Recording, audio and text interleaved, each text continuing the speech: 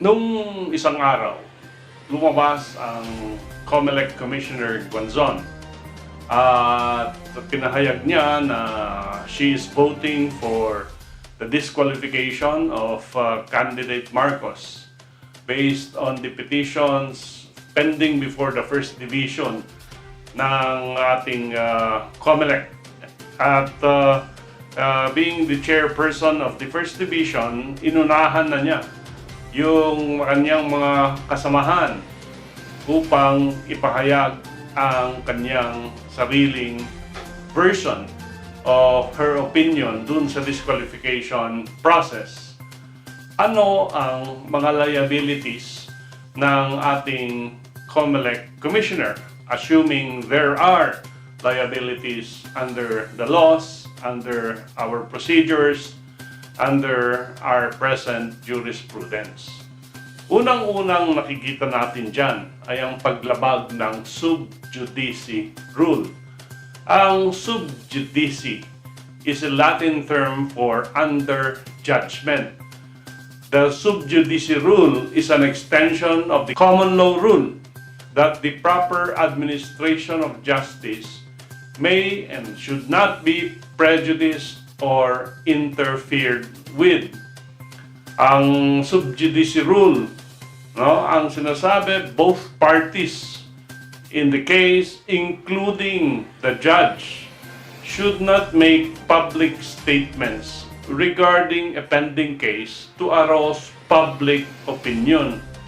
And meron tayong sinasabing media trial. And although this is a real phenomenon, it should not be allowed in the courts of law. The rules of law should prevail. And yung subjudice, yung judgment ay sinasabi natin, huwag mong ipaubaya sa public forum ang isang kaso, lalo na ang sensitive case such as the disqualification of candidate Marcos. Ayaw nating ma-influence ang public at mag-influence ang public doon sa mga huwes kung ano ang gusto nilang lumabas na opinion or decision doon sa case na yan. So if you violate the Subjudice rule, then one shall be liable for contempt of court. Okay? Sabi niya, hindi siya liable because the only way is impeachment. So we will go into that. Under the internal rules of the COMELEC, ito yung pangalawang dahilan kung bakit she may be held liable. Under the internal rules of the COMELEC, ang desisyon ng isang division or even the COMELEC and bank should first be made in consultation with the other sitting commissioners. Meaning that prior to paglabas ni COMELEC Guanzon ang kanyang opinion, there was already a consultation meeting.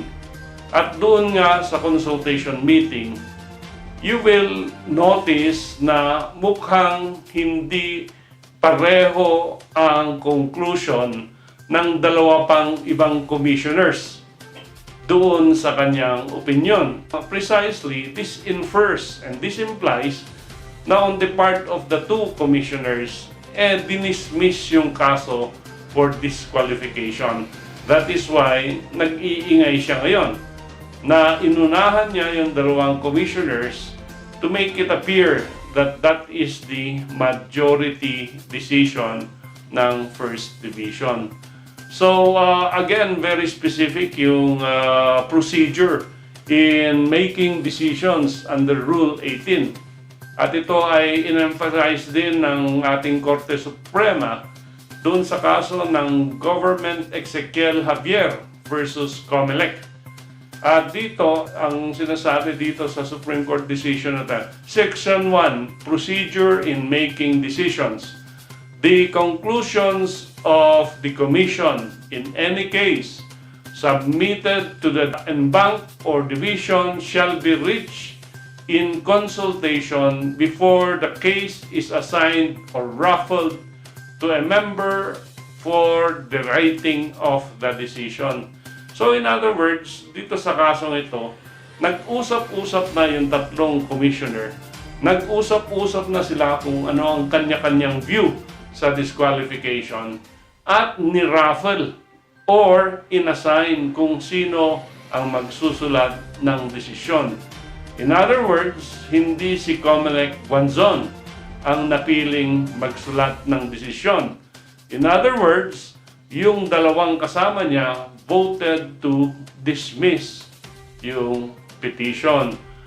Nowhere in the Comelec rules does it say that you should decide yung petition within how many days from the time of filing. Kasi ini-insist ni Commissioner Guanzon na dapat by January 17 lumabas na yung decision na yan.